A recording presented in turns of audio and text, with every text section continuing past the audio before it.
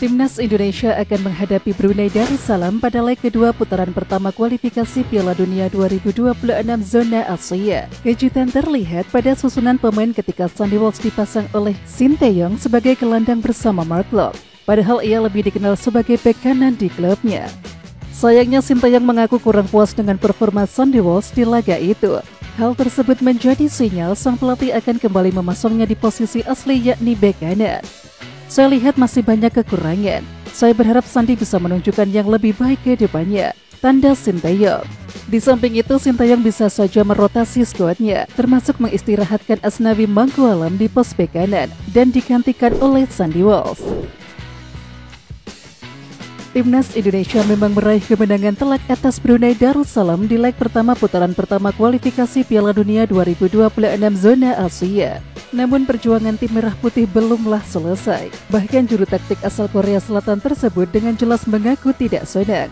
Padahal Asnawi Mangkualam dan kawan-kawan telah mencetak 6 gol dan juga clean sheet. Dengan ketidakpuasan Sinteyong ini, tentu saja tim merah putih harus melakukan evaluasi. Oleh karena itu, ada 3 catatan yang harus diperbaiki oleh Timnas Indonesia sebelum melawan Brunei Darussalam dalam leg kedua kualifikasi Piala Dunia 2026 zona Asia. Yang pertama, permainan kurang efektif.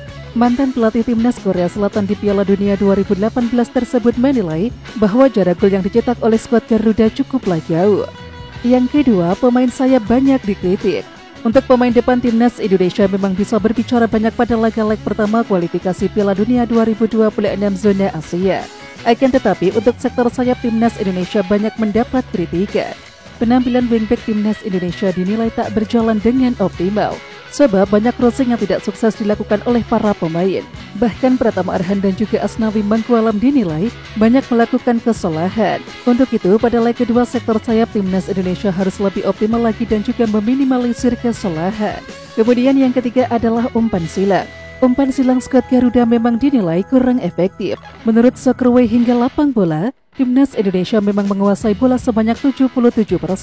Akan tetapi, masalah umpan silang para pemain Timnas Indonesia tak cukup efektif. Untuk itu, apabila tim merah putih ingin tampil lebih garang lagi, Timnas Indonesia harus bisa memperbaiki kekurangan ini. Lini depan Timnas Indonesia berpeluang mengalami perubahan dalam laga leg kedua putaran pertama kualifikasi Piala Dunia 2026 zona Asia. Apakah Ramadan Sananta bakal jadi starter?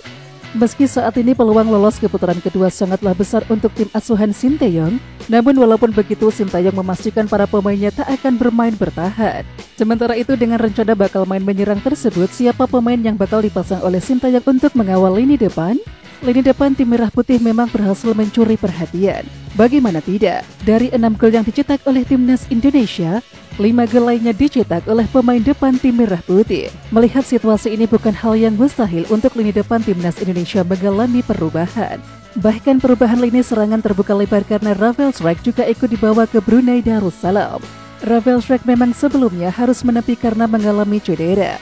Namun setelah berangkat ke Brunei Darussalam, pemain Adodin Haq tersebut dipastikan tak mengalami cedera serius. Bahkan pemain tersebut telah menunjukkan kondisinya lebih baik, sehingga tak menutup kemungkinan pemain berusia 20 tahun tersebut bakal dimainkan. Perubahan tak hanya terjadi dengan dibawanya Rafael Struijk ke Brunei Darussalam, namun Sinteyong berpeluang untuk mengubah strategi khususnya pemain yang diturunkan di lini depan.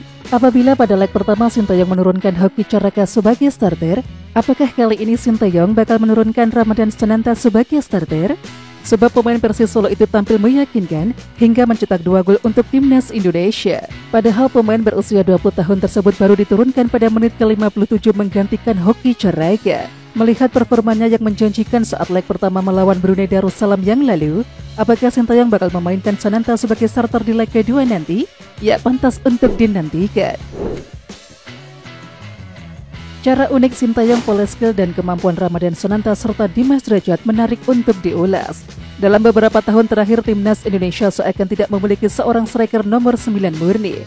Pemain nomor 9 adalah pesepak bola yang berada di posisi ujung tombak dan memiliki tugas utama mencetak gol. Namun di era Sinteyong, pencarian akan penyerang berkualitas mulai terjawab. Striker lokal yang cocok dengan posisi nomor 9 muncul dalam diri Dimas Drajat dan juga Ramadan Sananta. Meski di atas kertas Timnas Indonesia diunggulkan kontra Brunei Darussalam, permainan full defense sang lawan terbukti menyulitkan skuad Garuda di babak pertama. Dan pada momen inilah bukti kecerdasan Sinteyong dalam memulai skill dan juga kemampuan Dimas Derajat serta Ramadan Sonanta terlihat. Pelatih asal Korea Selatan tersebut mengubah taktik di babak kedua yang membuat potensi asli Dimas Derajat dan juga Ramadan Sonanta keluar. Dengan mengubah taktik yang mana lebih banyak melepaskan crossing di babak pertama, diubah dengan permainan kombinasi di babak kedua.